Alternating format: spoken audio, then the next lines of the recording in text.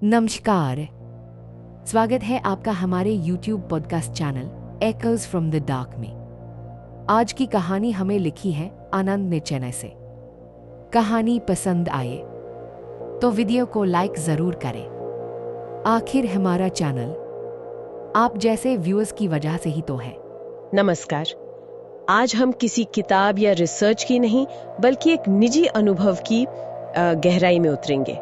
ये कहानी चेन्नई के आनंद ने साझा की है और ये उनके किराए के फ्लैट में घटी कुछ ऐसी घटनाओं के बारे में है जिनका कोई सीधा सरल जवाब नहीं है। क्योंकि इसमें डर से ज्यादा हैरानी और उलझन है। बिल्कुल। तो चलिए पहले उस जगह को समझते हैं जहाँ ये सब हुआ। आनंद का फ्लैट चेन्नई में था, एक सुनसान समुद्री किनारे पर बनी एक इमारत में। आप सोच सकती हैं, समंदर की आवाज, वो नम हवा। हाँ, माहौल तो पहले से ही थोड़ा रहस्यमयी रहा होगा। और फ्लैट के अंदर का ढांचा भी जानना जरूरी है। एक बड़ा सा हॉल था जिससे एक बाथरूम और एक किचन जुड़े हुए थे। अच्छा। हॉल के पीछे की तरफ एक दरवाजा था जो बाहर खुलता था, जहाँ ढेर सारी जंगली झाड़ियाँ और पेड़ पौधे थे। आनंद बताते हैं कि वहाँ बंदर और सांप दिखना मतलब आम बात थी, इसलिए वो पिछला दरवाजा हमेशा बंद ही रखते थे। ठीक है, तो बाहर से किसी के आने का चांस कम था। हाँ, कम था। तो आज की हमारी इस बातचीत का मकसद है आनंद के अनुभव को परत दर परत खोलना। ये सिर्फ एक इंसान की कहानी नहीं है, बल्कि 3 लोगों की गवाही है जिन्होंने एक ही जगह पर एक ही जैसी अजीब घटना का सामना किया। चलिए उस पहली रात से शुरू करते हैं। कहानी की शुरुआत होती है जब आनंद के गांव का एक दोस्त विद्याशंकर उनके पास रात में रुकने आता है। विद्याशंकर की सुबह 7 बजे की ड्यूटी थी, जिसके लिए उसे 5 बजे उठना जरूरी था। और आनंद को सुबह देर तक सोने की आदत थी। तो ये एक छोटी सी रोजमर्रा की सिचुएशन है। हाँ, तो आनंद ने विद्याशंकर से कहा, देखो तुम 4 बजे का अलार्म लगा लेना और चुपचाप तैयार हो जाना, मेरी नींद खराब मत करना। सब तय हो गया। रात का खाना खाकर करीब 10:30 बजे दोनों सो गए। आनंद अपनी चारपाई पर और विद्याशंकर जमीन पर गद्दा बिछाकर। और हॉल में सिर्फ एक 0 वॉट का लैंप चल रहा था। यानी एक बिल्कुल सामान्य रात जिसमें कुछ भी असाधारण होने की उम्मीद नहीं थी। बिल्कुल नहीं थी। लेकिन रात के करीब 2 बजे अचानक आनंद की नींद खुल जाती है। वो पूरी तरह जागे नहीं थे, बस नींद और जागने के बीच की हालत में थे। उन्हें धुंधला सा दिखता है कि एक परछाई उठी, उसने किचन का दरवाजा खोला और अंदर चली गई। दरवाजा धीरे से अपने आप बंद हो गया। और उस आधी नींद की हालत में दिमाग हमेशा सबसे आसान और तार्किक जवाब ही ढूंढता है ना? बिल्कुल।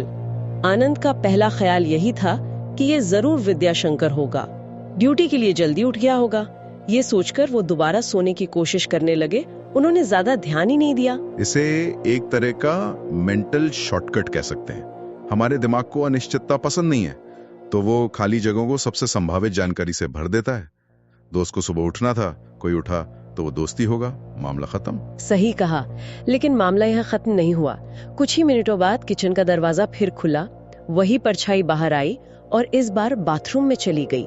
बाथरूम का दरवाजा भी पीछे से बंद हो गया। अब आनंद को थोड़ी चिढ़ होने लगी। उन्हें लगा अभी तो 3 भी नहीं बजे और ये खटपट शुरू कर दी इसने। अब चिढ़ दर से पहले की सीढ़ी है। अभी तक सब कुछ तर्क के दायरे में था। हाँ, तो आनंद गुस्से में विद्याशंकर को टोकने के लिए उसकी तरफ मुड़ते हैं।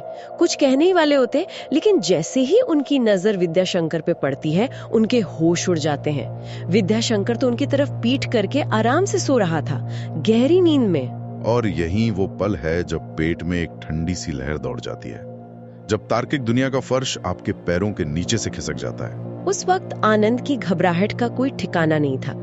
वो तुरंत उठकर विद्याशंकर को झंझोड़कर जगाते। विद्याशंकर आंखें मलता हुआ उठता है। आनंद उससे पूछते, क्या तुम अभी उठे थे? किचन या बाथरूम गए थे? विद्याशंकर नींद में नहीं में सिर हिलाता है और फिर से सो जाता है। तो अब आनंद उस हॉल में अकेले जागे हुए हैं, ये जानते हुए कि कमरे में कोई और भी था जो अब नजर नहीं आ रहा। बिल्कुल। उन्होंने तुरंत हॉल की सारी ट्यूबलाइट जला दी। पूरा कमरा दूधिया रोशनी में नहा गया। उनकी नजरें किचन और बाथरूम के बंद दरवाजों पर टिकी थीं। उन्होंने हिम्मत जुटाई, धीरे धीरे बाथरूम का दरवाजा खोला। अंदर कोई नहीं था। फिर उन्होंने किचन का दरवाजा खोला, बल्ब जलाया, वहां भी कोई नहीं था। और यही वो पल है जहां इंसान का दिमाग खुद पर शक करने लगता है, क्योंकि जब कोई सबूत नहीं बचता तो सबसे आसान जवाब ये लगता है कि शायद ये मेरा वहम था। या शायद मैंने कोई सपना देखा होगा। आनंद ने भी यही किया। उन्होंने ये घटना किसी को नहीं बताई। उन्हें लगा कोई मजाक उड़ाएगा। उन्होंने इसे एक बुरा सपना या वहम मानकर भुलाने की कोशिश की। और फिर करीब 1 महीना बीत गया, कोई और अजीब घटना नहीं हुई। तो वो लगभग ऐसे भूल ही चुके थे। हाँ, अब कहानी कुछ महीने आगे बढ़ती है। आनंद के 2 चचेरे भाई रघु और विजय उनके पास एक हफ्ते के लिए रहने आते हैं। अब फ्लैट में 3 लोग थे। यानी अब गवाह बढ़ने वाले थे। हाँ, उसी हफ्ते एक रात आनंद को काम के सिलसिले में अपने एक सहकर्मी के घर रुकना पड़ा। उन्होंने भाइयों को फोन करके बता दिया कि वो सुबह ही लौटेंगे। उस रात रघु और विजय फ्लैट में अकेले थे। ठीक है, यानी आनंद जो पहले इस अनुभव से गुजर चुके थे वो उस रात वहाँ मौजूद नहीं थे। ये बात बहुत जरूरी है। अगली सुबह जब आनंद अपने फ्लैट पहुँचते तो वो एक अजीब नजारा देखती हैं। रघु और विजय दोनों अपना सारा सामान पैक करके दरवाजे के पास बैठे थे, जाने के लिए तैयार। उनके चेहरों पर खौफ साफ दिख रहा था। बिना किसी वजह के? उनकी फ्लाइट तो अगले दिन थी, है ना? हाँ, जैसे ही आनंद अंदर आए दोनों ने कहा कि हम अब जा रहे हैं। आनंद हैरान रह गए। उन्होंने पूछा, अरे तुम्हारी फ्लाइट तो कल है, आज रात कहाँ रहोगे? इस पर रघु ने जो जवाब दिया वो सुनकर आनंद के भी पैर कांप गए। उसने कहा, हम सड़क पर सो जाएंगे लेकिन इस कमरे में एक पल और नहीं रहेंगे। ये एक बहुत बड़ा बयान है। एक रात में ऐसा क्या हो सकता है कि कोई इंसान घर की छत छोड़कर सड़क पर सोने को तैयार हो जाए? अब ये सिर्फ आनंद का वहम नहीं हो सकता। 2 और लोग जिन्हें पहली घटना के बारे में कुछ भी नहीं पता था वो भी उसी डर से गुजरे हैं। बिल्कुल। आनंद को तुरंत कुछ महीने पहले वाली रात याद आ गई। उन्होंने घबराकर पूछा, हुआ क्या, साफ साफ बताओ। तब विजय ने जो बताया वो पहली घटना से भी ज्यादा अजीब था। विजय ने कहा कि रात में किसी ने उसे जगाया और बहुत ही विनम्रता से कहा, चलो कंपनी चलते हैं, मेरा पर्स वहीं रह गया है। 1 मिनट, उसने ये नहीं कहा तुम कौन हो या यहाँ क्या कर रहे हो? उसने सीधे ऑफिस चलने की बात की, जैसे वो उसे पहले से जानता हो। विजय डर गया और उसने तुरंत रघु को जगाया। दोनों ने उठकर देखा तो सामने एक आदमी खड़ा था और उनके मुताबिक वो आदमी दिखने में बहुत सीधा साधा और विनम्र लग रहा था। कोई डरावनी शक्ल नहीं, कोई गुस्सा नहीं, बस एक आम इंसान जैसा। विनम्र, ये शब्द इस कहानी को किसी आम भूत की कहानी से बिल्कुल अलग कर देता है। ये कोई डरावना राक्षस नहीं है। ये कोई ऐसा है जो शायद मदद मांग रहा है या शायद बस कंफ्यूज्ड है। शायद, लेकिन सबसे डरावना हिस्सा इसके बाद आया। दोनों भाइयों ने देखा कि वो आदमी धीरे धीरे किचन की तरफ गया, दरवाजा खोला और अंदर चला गया। उसके पीछे दरवाजा बंद हो गया। और फिर वो कभी बाहर नहीं आया, वो बस गायब हो गया। रघु और विजय इतने डर गए कि उन्होंने पूरी रात जागते हुए हनुमान जी का नाम जपते हुए और किचन के उस बंद दरवाजे को घूरते हुए बिता दी। वो सुबह का इंतजार करते रहे लेकिन कोई बाहर नहीं आया। अगर हम दोनों घटनाओं को साथ रखकर देखें तो पैटर्न बिल्कुल साफ है। एक व्यक्ति या साया जो किचन में जाकर गायब हो जाता है। ये किचन उस घर का मतलब केंद्र बिंदु बन गया है। लेकिन इस बार एक संवाद भी हुआ है, चलो कंपनी चलते हैं, मेरा पर्स वहीं रह गया है। ये एक अधूरा काम है, एक भूली हुई चीज। अपने भाइयों की ये कहानी सुनकर आनंद की रूह कांप गई। अब उन्हें यकीन हो गया कि उस रात उन्होंने जो देखा था वो कोई वहम नहीं था। वो उन दोनों को साथ लेकर किचन के दरवाजे के पास गए। उन्होंने दरवाजा खोला लेकिन जैसा कि उन्हें डर था, अंदर कोई नहीं था। किचन खाली था, ठीक वैसा ही जैसा आनंद के साथ पहले हुआ था। एक अनुभव जो कोई निशान नहीं छोड़ता। लेकिन इस बार एक निशान था, एक ऐसा सुराग जिसने इस रहस्य को और भी गहरा और बेतुका बना दिया।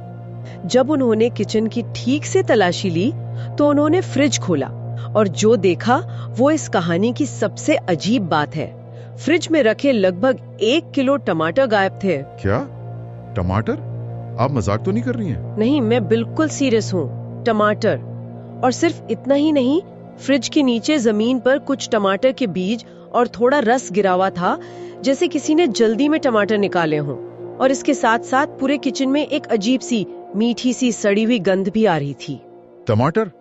ये तो किसी भी थ्योरी में फिट नहीं होता। मेरा मतलब है, कौन सी आत्मा टमाटर चुराती है? ये किसी हॉरर फिल्म का सीन नहीं बल्कि किसी कंफ्यूज्ड किराने वाले का काम लग रहा है। ये इतनी छोटी और बेतुकी डिटेल है कि ये झूठी नहीं लग सकती। कोई कहानी गढ़ते वक्त टमाटर क्यों चुनेगा? यही सवाल तो इस कहानी को इतना असली बनाता है।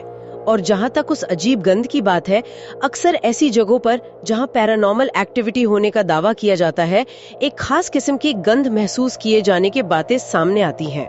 तो हमारे पास क्या है? 3 गवाह, एक ही पैटर्न, एक विनम्र दिखने वाली आत्मा जो ऑफिस जाना चाहती है, और 1 किलो गायब टमाटर। ये पहेली सुलझने की बजाय और उलझ गई है। इन सब के बाद आनंद को कुछ समझ नहीं आया। वो ये तय नहीं कर पा रहे थे कि उस कमरे में सच में कोई आत्मा थी या ये सब उनका और उनके भाइयों का कोई सामूहिक वहम था। लेकिन इस उलझन और डर से छुटकारा पाने के लिए उन्होंने एक ही फैसला लिया। उन्होंने वो फ्लैट तुरंत बदल दिया और दूसरी जगह रहने चले गए। एक तरह से सही भी किया। तो इस पूरी कहानी को समेटे तो क्या सामने आता है? एक ही फ्लैट, 3 गवाह और लगभग एक जैसी घटना जो किचन से जुड़ी हुई थी। एक विनम्र दिखने वाली आत्मा जो अपना पर्स ढूंढ रही है, और सबसे अजीब, गायब होते टमाटरों का एक अनसुलझा रहस्य। ये कहानी हमें डराने से ज्यादा सोचने पर मजबूर करती है। उस आत्मा का ये कहना कि चलो कंपनी चलते हैं, पर्स रह गया है, और फिर फ्रिज से टमाटर ले जाना, ये सब क्या था? ये कितना अजीब है। ऐसा नहीं लगता कि वो किसी को डराना चाहता था।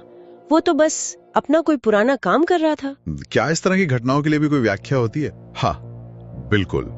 पैरानॉर्मल सर्कल्स में इसे अक्सर रेसिजुअल हॉन्टिंग से जोड़कर देखा जाता है।